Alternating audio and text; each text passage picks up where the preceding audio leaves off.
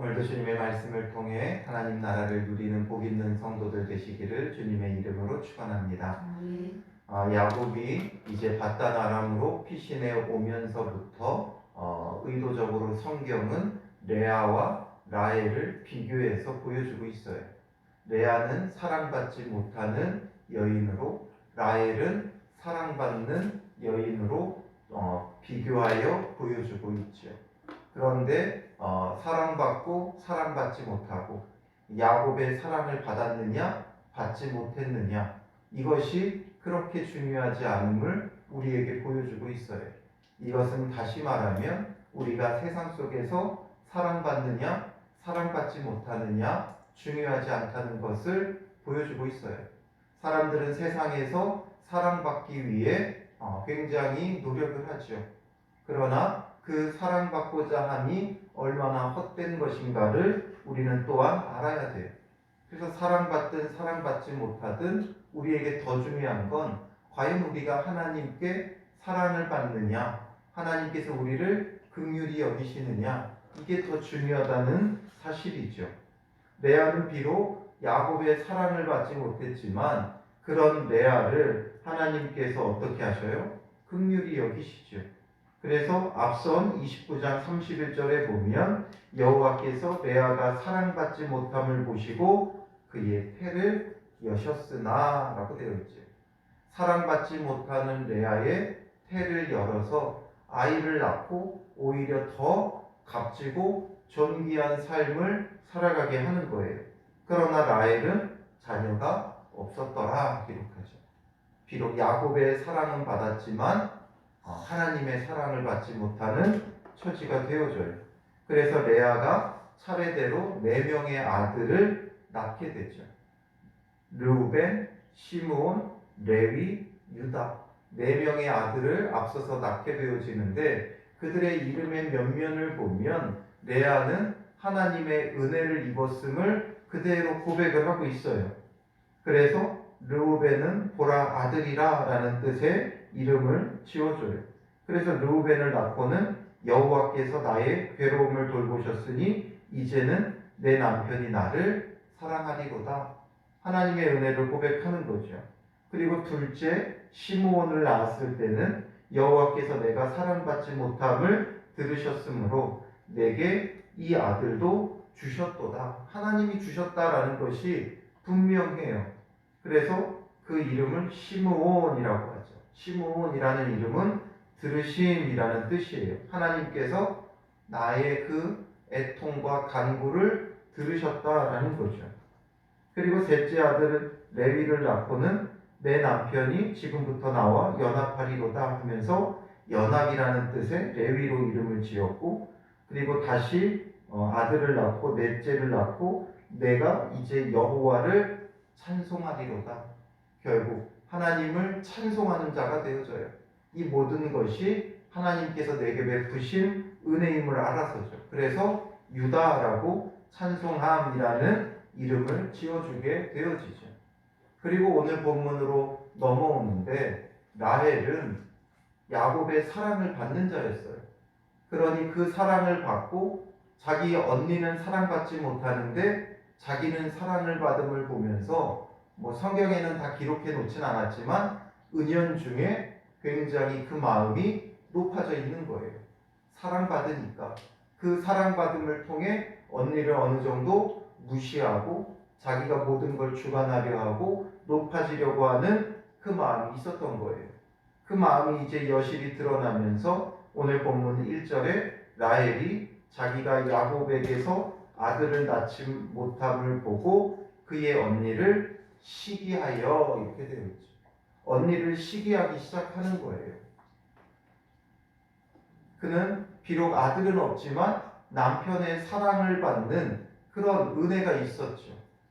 야곱의 각별한 사랑을 받았어요. 사실상 야곱은 이 라헬을 얻기 위해서 14년 동안이나 외삼촌 라반에게서 그 노동을 제공하면서 고생하고 수고했어요. 그러니 자기가 얼마나 야곱의 사랑받음을 알고 있었다면 그것으로 인해서 어느 정도 만족해야 할 수도 있어야 돼요. 만족하지 못하죠.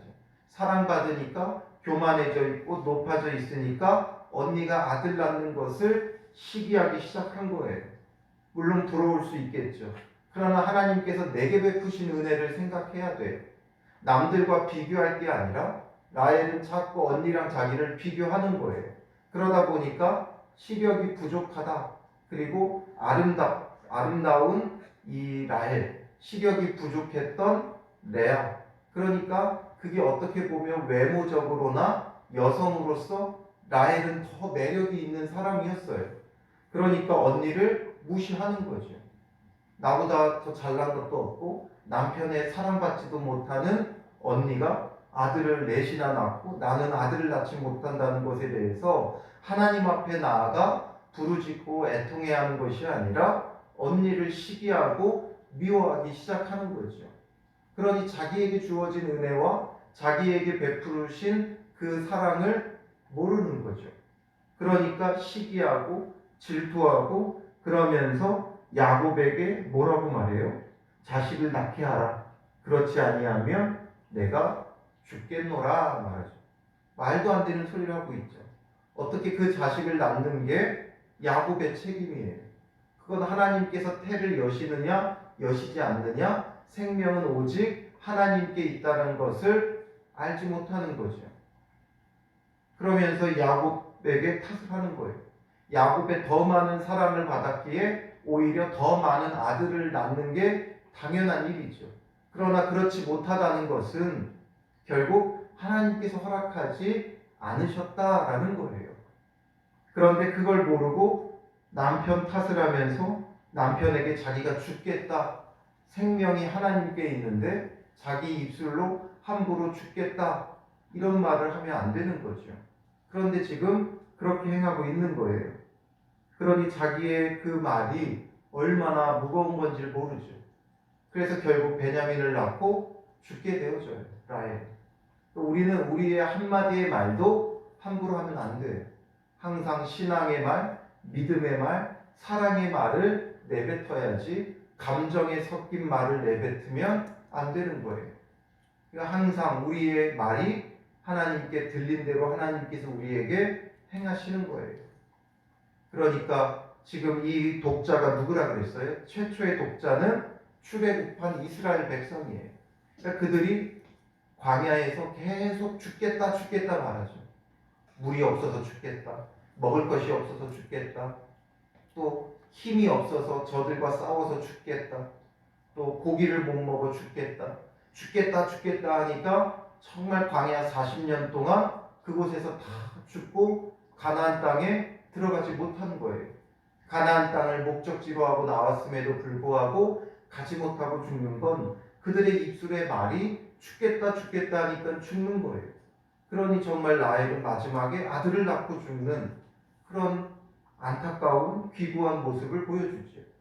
야곱의 사랑은 받았지만 결국에는 그가 그 모든 그 사랑을 제대로 감당하지 못한 까닭에 오히려 안타까운 끝을 보여줘요.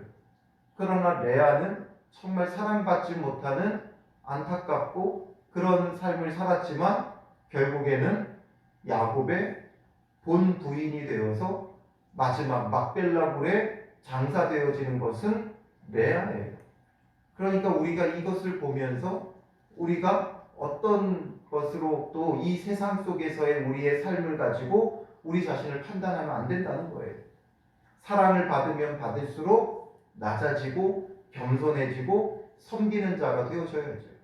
그렇다면 라헬은 야곱의 사랑을 받으면서 언니가 사랑받지 못함을 안타까워했어야 되고 또 아들을 낳으면서 그래서 그 아들들을 낳는 것을 보면서 축하해주고 축복해주는 그런 모습이 필요하죠. 그리고 그 마음에 여전히 안타까움이 있다면 그럼 하나님 앞에 나아가 엎드려야 하는 거예요. 레아처럼 비록 사랑받지 못하더라도 하나님께서 은혜 베푸시고 긍휼히 여기심으로 행하시는 일들이 있어요. 그러니 우리가 세상에서 사랑받지 못한다고 해도 세상이 우리를 미워하고 또 우리가 그들로 인하여 고난당하고 핍박을 받는다고 해도 그것으로 좌절하거나 낙심할 필요가 없어요. 레아처럼 하나님의 돌보시는 은혜가 있고 하늘에서 우리의 상이 크다라고 예수님도 말씀하셨어요. 그러므로 우리가 이 세상에서 사랑받느냐 사랑받지 못하느냐 중요하지 않아요. 사랑받으면 더 낮아져서 겸손해지면 되고, 사랑받지 못하면 하나님의 은혜를 사모하면서 하나님의 더 큰 위로하심이 있다는 것. 애통할 때 애통하는 자는 복이 있다 하시면서 위로를 받을 것이라고 말씀하시잖아요. 그러니 우리를 위로하시는 하나님의 은혜의 손길을 바라봐야 하는 거죠. 그때 야곱이 라헬에게 뭐라고 말합니까? 야곱이 라헬에게 성을 내어 이르되 그대를 임신하지 못하게 하시는 이는 하나님이시니 내가 하나님을 대신하겠느냐 말하죠. 야곱의 말이 맞는 말이죠. 맞는 말이에요. 그러나 자기가 사랑하는 아내인 라헬의 아픔을 또한 돌볼 수도 있어야죠. 왜 그렇게 지금 시기하고 있고, 왜 그렇게 상처받고 있고, 왜 이렇게 화가 나 있는지를 돌아봐야 돼요. 그러면서 자기가 정말 사랑하는 아내라면 그 마음 가운데 위로를 해주고, 또 우리가 하나님의 그 뜻을 거스릴 수는 없지 않냐, 함께 하나님께 기도해보고 간구해보자, 이렇게 해야 되죠. 그런데 지금 야곱이 성을 내고 있다는 거예요. 그게 정말 하나님의 관점에서 하나님 중심으로 보니까 저렇게 하는 것이 옳지 못하다 해서 책망하는 것이 아니죠. 감정적으로 대하는 거예요. 그러니 야곱의 사랑도, 야곱이 라헬을 그렇게 사랑했다고 하는데 그 사랑도 참된 사랑이 되지 못하는 거죠. 매력적인 라헬을 보면서 사랑했던 거예요. 그러니까 성을 내죠. 그렇지 못했다면, 그렇지 않았다면 지혜롭게 그 마음을 공감해 줘야죠.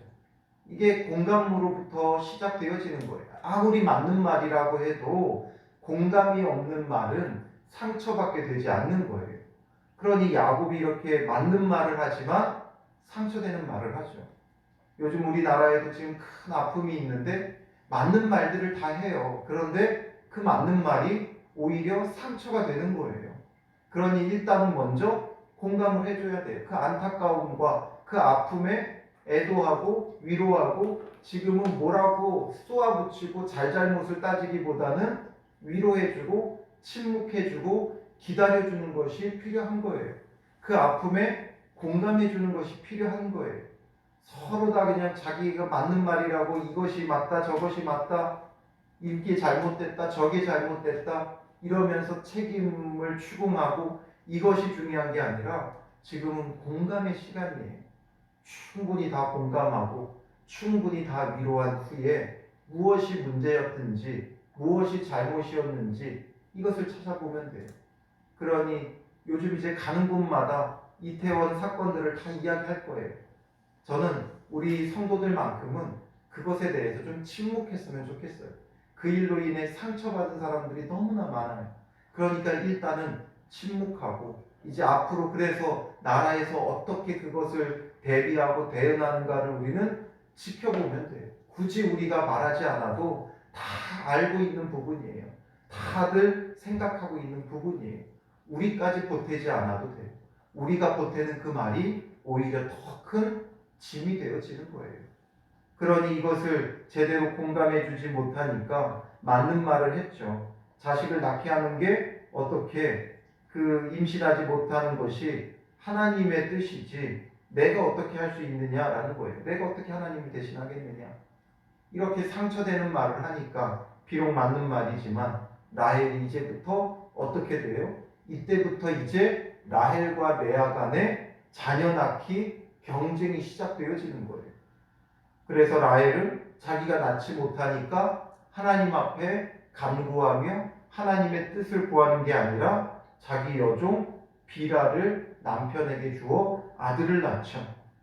그래서 내 종 비라에게 들어가라. 그가 아들을 낳아 내 무릎에 두리니 그러면 나도 그로 말미암아 자식을 얻겠노라 하고, 그의 시녀 비라를 남편에게 아내로 주매 야곱이 그에게로 들어갔더니 비라가 임신하여 야곱에게서 야곱에게 아들을 낳은지라. 라헬이 이르되 하나님이 내 억울함을 푸시려고 내 호소를 들으사 내게 아들을 주셨다 말하죠.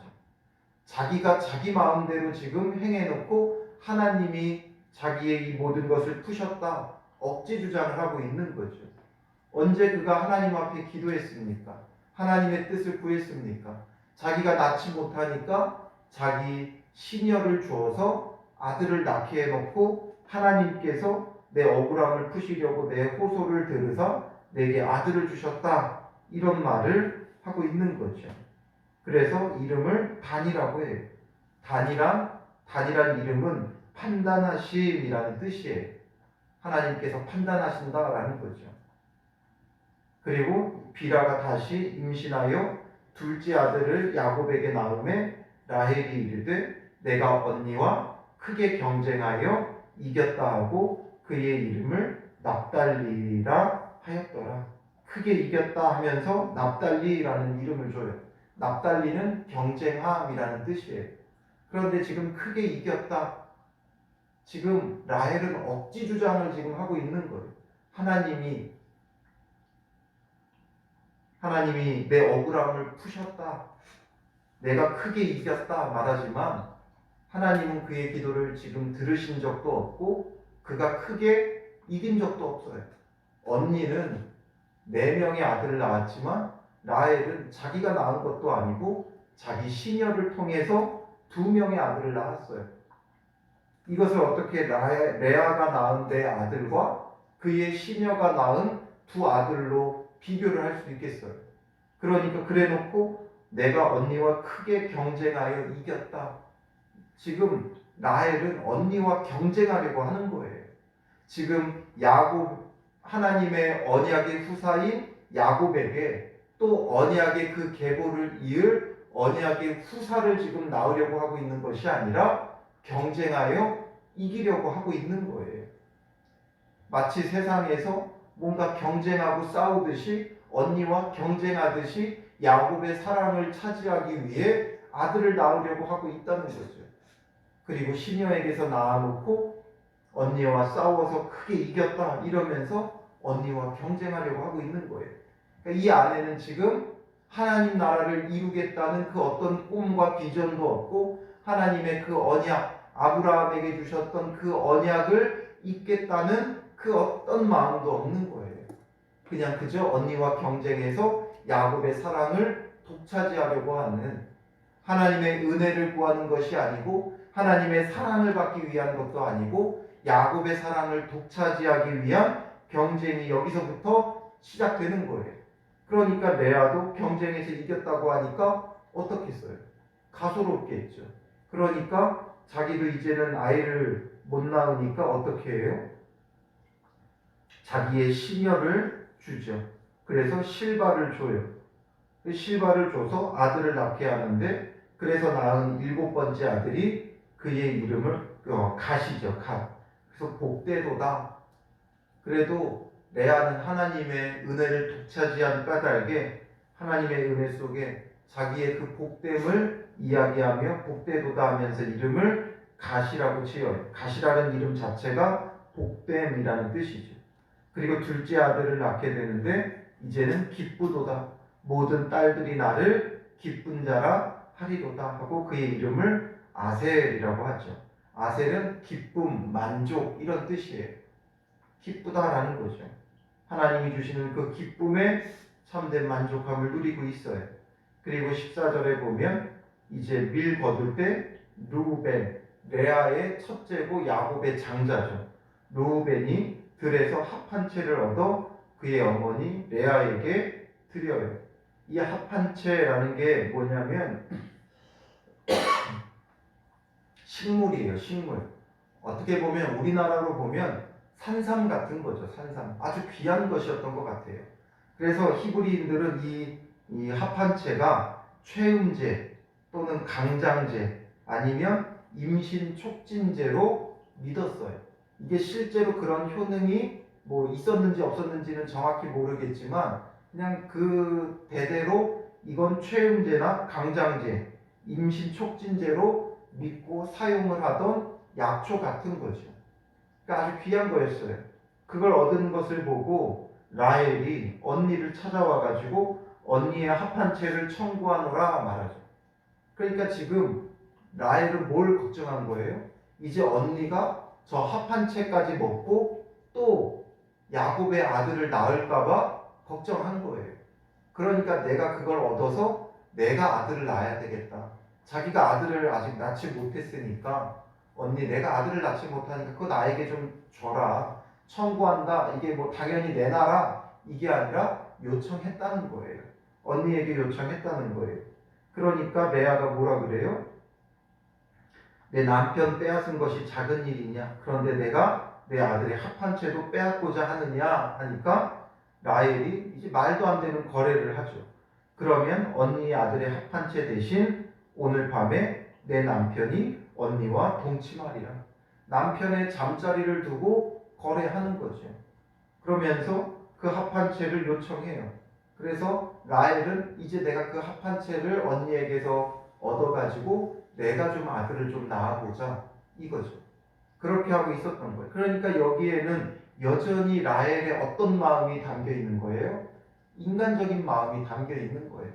어떻게든 인간적인 방법으로 뭘 해보고자 하는 라헬의 마음이 고스란히 담겨 있죠.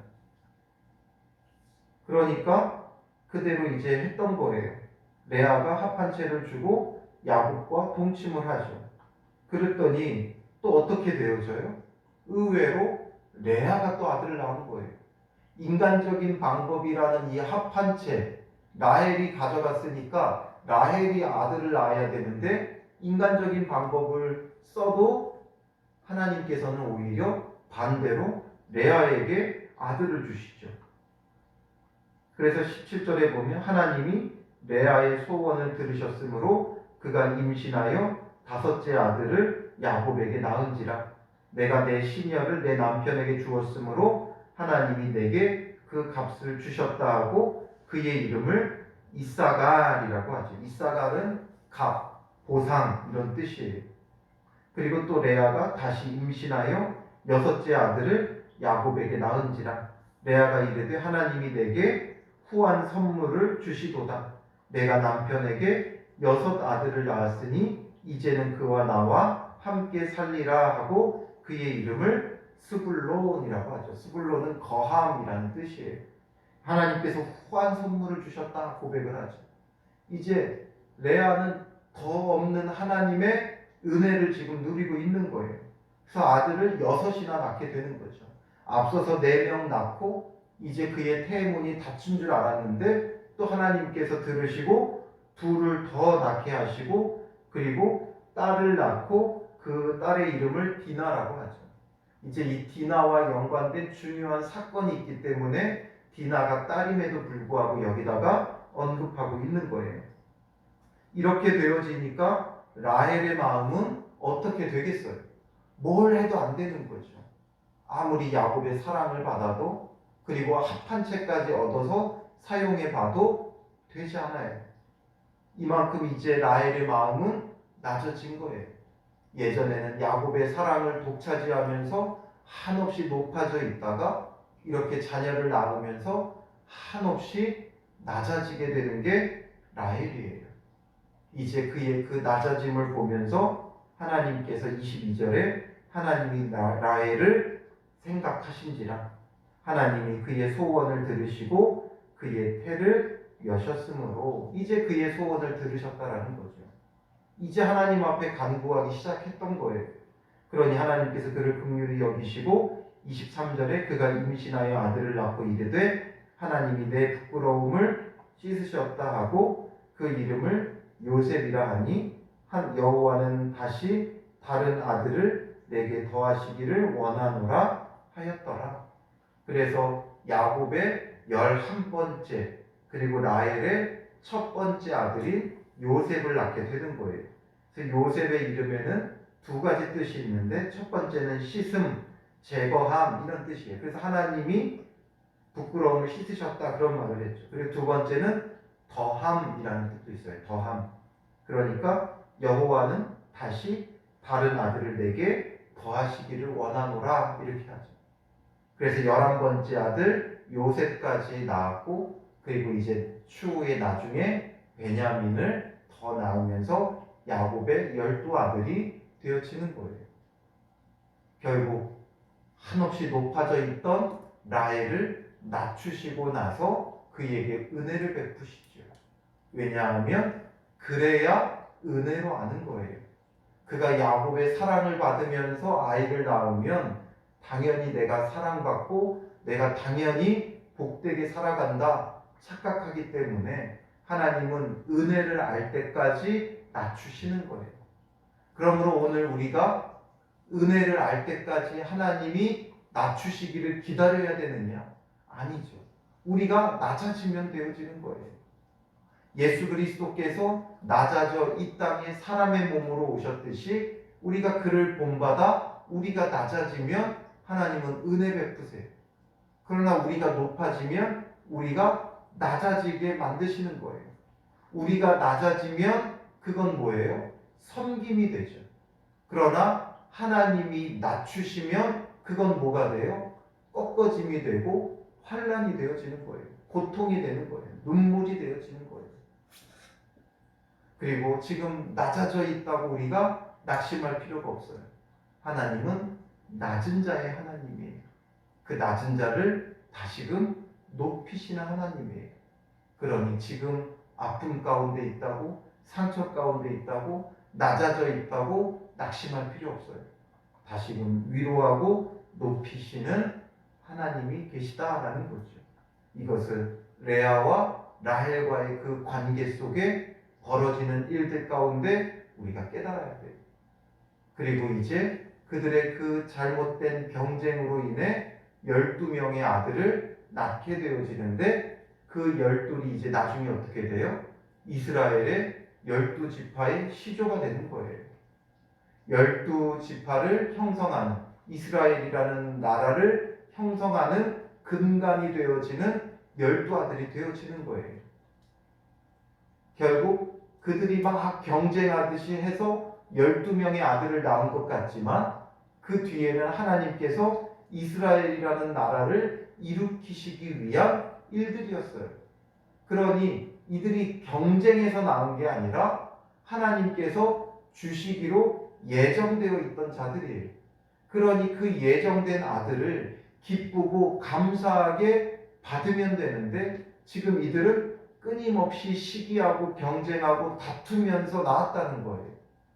그것이 결국 하나님의 뜻대로 이루어져가는 과정 속에서 하나님 앞에 감사하며 찬양하며 이루어갈 것인가, 아니면 시기하고 경쟁하고 스트레스 받고 싸우고 다투면서 이루어갈 것인가는 다르죠.